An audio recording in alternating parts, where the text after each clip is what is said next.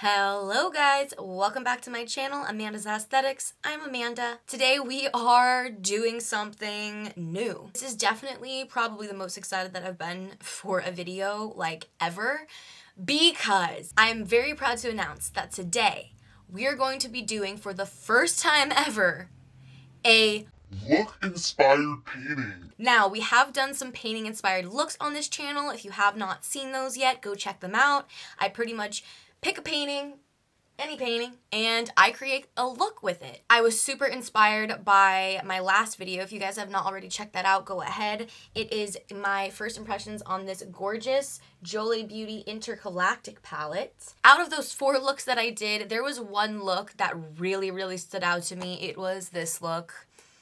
I had gotten a lot of requests from you guys that you guys did really enjoy my painting inspired looks and you wanted to see me create a painting. And so after finishing this look, I was like, yeah, that's what I'm gonna do. This is the one that I have to do. Usually with my painting inspired videos, I will try and challenge myself and only use one color per palette. But today we're gonna kind of do the opposite of that, and we are going to do this one palette. This is what it looks like inside. It is a very stunning palette, and I had a lot of fun playing with this. As you can see, I'm sure you could tell if you have not already, this is my painting shirt and it is filthy, but I figured I would just bring you guys on in and really show you guys how I get down with this. So I am going to pick my painting colors based off of these shadows that I used. I used Big Bang, Morty, After Dark, Black Hole, Rick, Parallax, these 3 shades right here, and I used this one, what is that? Antimatter, this Barney purple. And I use this pressed glitter, which is Spaceship. And just to give you guys a little sneak peek, I'm gonna show you guys the colors that we're gonna be working with today. So for purples, I am going to go with these 3 purples. We're also gonna be using these 3 blues. And this one is a super pretty, I don't know if you guys can see in the camera, but this one has shimmers in it. Nice pretty sparkles. So I love this shade. I was super excited to pick it to use with you guys today. I ran out of my lime green, but I'm gonna be creating a lime green. I used this just to substitute right now so you guys can get an idea, but I'm gonna be using a lime green with this, and I haven't decided if I'm going to or not, but I kind of want to add this green in as well, which again, it almost has a duochrome effect. It has like a foresty, almost like a seafoam green, but then it has like gold shimmer in it. I don't know if you guys can see that, but I really love these 2 colors, so I think I may end up using this one. I don't know though, because it's not in the look, but I don't think you guys would mind that much if I just throw this on in. And then, of course, we're gonna be using some silver and some white. So that's what we're looking at. How many colors is that? So we are looking at about 10 colors, and that's pretty typical, honestly, for my paintings. I tend to use around that many colors. I think the most I've ever used was like 15 or 16 colors. But the reason being is because you guys will see when I go ahead and do it for you guys, but you will see how the paint kind of takes over and it kind of does its own thing. It kind of does what it wants. And so you may end up with all of the paint colors that you use at the end, and you may not. And then a lot of the time what happens is the colors will mix and create new colors as they are doing their thing. So yeah, I really just want to jump into this. Enough with the chit chat. There's no super satis video today, nothing like that. We're just gonna go ahead and jump into the painting. Alrighty guys, we are here in my kitchen, and this is usually where I will mix the paint. So I have all of the colors laid out here. I did find my lime green actually, and I also decided to add in this shade just because I love this like minty light turquoise sort of shade, so I hope you guys don't mind. Just gonna mention the elephant in the room. I am wearing chicken pants. These are my chicken pants, my painting pants, and just don't judge me for it, okay? Cool. Now, here are the containers that I use to mix in. I have 11 right here. Sometimes if I'm making a bigger painting, I will use like something like this, or I will just use the actual bottle that it comes in. This is just a bigger size that I can find some of my paint colors in. And then I also use water to mix with it. I just kind of use some warm water to help break up any clumps or anything in the paint that is gonna affect it when I'm pouring. Now, these paints are very typical. You can get them from Michael's craft store or any craft store that where you live. Nothing super special about them. They are acrylic, and so they are water-based, which is why I can mix them with the water to help dilute them. With fluid acrylic painting, a lot of people actually like to use mediums to mix in their paint, but I've kind of found a formula that works for me where I get the result that I want without having to add a medium, and I can just use the paint and the water. So let's just jump right on into it. Now, these look dirty, but trust me, they're not. They've just been used quite a bit. I'm gonna take this color, for example. This is the nice, pretty, shimmery green. Now, I kind of just pour it in, and then I just take a little bit of water and pour it in. So the trick with this is the ratio of paint to water, at least again with the kind of paint that I'm using and all of that. I want to weigh it out to kind of figure out how much paint I'm using to the water, but right now I'm just kind of eyeing it. Once the water and the paint is in here, I just mix it. Some of these containers will leak, so I just kind of put a paper towel around it and mix it up like that. Now that it's mixed, I can kind of go based off of the consistency of it. So this is what we're working with. This is a little runny for me. So I'm gonna go ahead and add some more paint, seal it up, and shake it. So this is kind of the consistency that you want. I don't know if you guys can even see that. It's a little bit more runny than what usual paint is because I do want this to be able to flow on the canvas. Again, it's kind of hard to explain. You just kind of have to work with it and then kind of figure out what works best. Let me clean up my tabletop. And yeah, that's pretty much what is entailed in mixing the paint as far as mixing goes. Honestly, it takes me longer to mix the paint and get everything ready and set up than it does to actually paint. So this definitely takes some patience for sure. Again, with the water.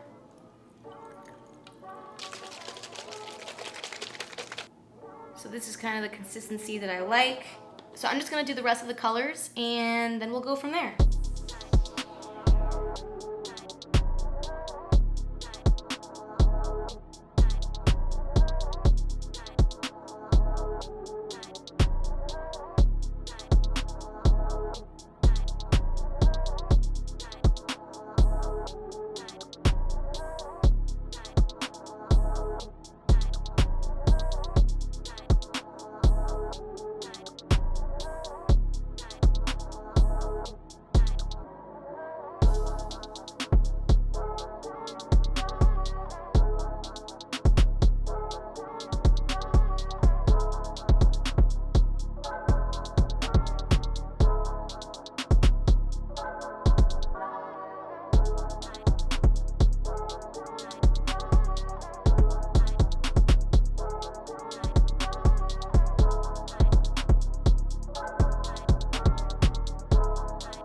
Alrighty guys, and this is what we're working with. Super pretty color story. This is one of my favorite kinds of color stories to work with for sure. These are all of the bottles of paint that I am throwing out. They're all empty. Not all of them were full, obviously, but that just kind of gives you an idea of how much paint we're actually working with. I mean, this is quite a lot of paint if you think about it. Yeah, there's water in it, but it's a lot. So now let's get to pouring. Alrighty guys, and now it is pouring time. So we have now moved into my atrium, which if you guys are not familiar, my house is in Eichler and it has an indoor-outdoor room called an atrium, so it kind of all works itself out. So we're in here right now, perfect place for pouring. I have a tarp underneath because as you can see, it's about to get very messy. So this canvas that we're using is a 22 by 28. I also have right here a 9 by 12 and a 5 by 7. These two will be used at the end, so I'm just going to put these off on the side for now. One thing that I do try and take into consideration is what colors I'm going to put with what. For example, if I was using a black and a white, we know that black and white both make gray, and if I don't want a lot of gray in my painting, I'm not gonna put those two colors together. You'll guys see though that I don't really have too much control over what the end results are gonna be. The paint is gonna kind of just do its own thing, and I'm just gonna kind of be here as a helper, as a viewer, just kind of observing. So pretty much all I do is I'm just gonna take a color, we'll just take white, and I'm just gonna make a couple dots. And then I'm gonna do the same thing with a different color. Maybe I'll put this one on top, here.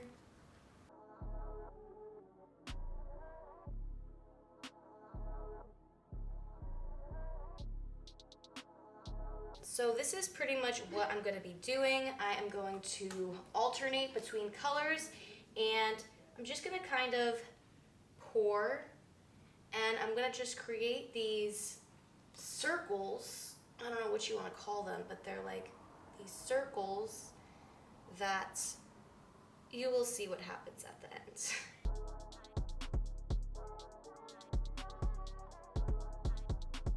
Now sometimes the painting can be a little crooked. Then I'm going to just pour some paint around since I have some extra, just so that when I go to pour it, the paint can easily move.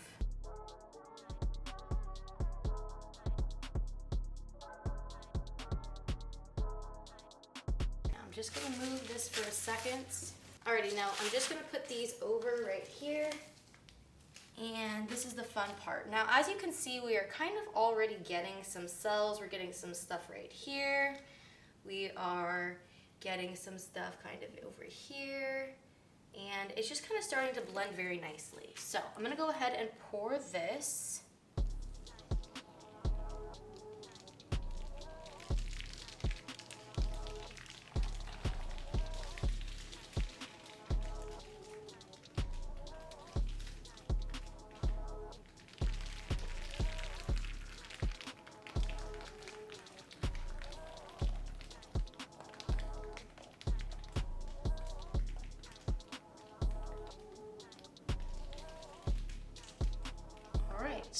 Now, as you can see, these I kind of just caught some paint on, so I just kind of like to use these kind of as like a set. I mean, look at this action that's going on down here.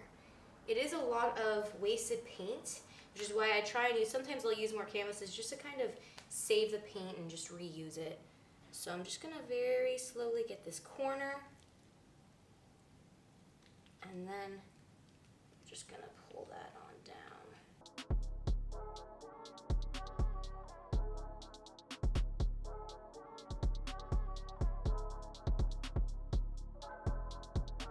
And you can use your finger to kind of help it pull down.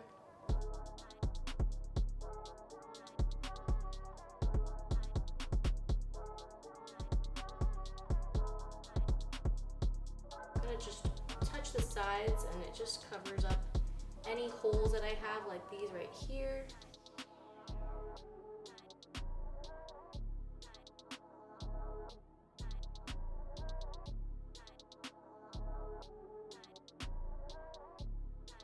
We have a tiny little hole right here, so I'm literally gonna just pick up some paint and dabble it on, and go ahead and just kind of move it on off. And this one I'm gonna do the same thing. I'm just gonna move it around. I wanna get that corner.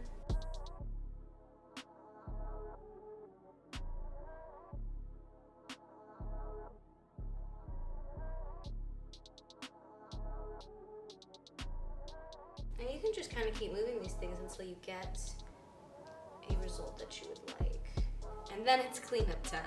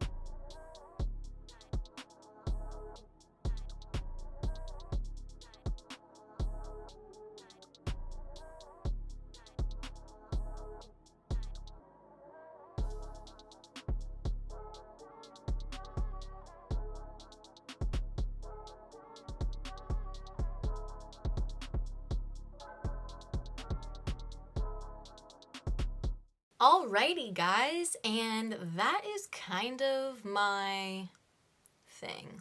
I have been painting for years, and you know, aside from little tweaks here and there, you know, little techniques that I find to work better than others, that's how I've done it for years. And I'm glad that I was able to finally share it with you guys, because I know that you guys have been wanting to see it for a while, so I was finally able to show you. Now, I am filming this outro a few days later so that I can show you the finished results. You guys, it came out so nice. Look! Ah, it's so pretty! So pretty! And here is the smaller one. I love how this one turned out as well. Do you see those cells? Like, that's what I live for. This is just, can't handle it. So, I mean, this is a good example of what I meant when I said that I don't have much control over what comes out. You know, honestly, I do wish that there was a little bit more of that lime green in here, but other than that, I'm loving it. And I think it matches the look quite well. Definitely very happy with how it turned out. I hope you guys enjoyed this, because I did really enjoy filming it, and yeah, let me know what your thoughts are. If you have any questions, anything like that. Again, any requests to any paintings or color schemes or anything like that, let me know and I got you guys. But yeah, I would love to hear your thoughts and opinions and anything like that. So feel free to leave anything down in the comments below. And yeah, I'll see you guys in my next video. Bye.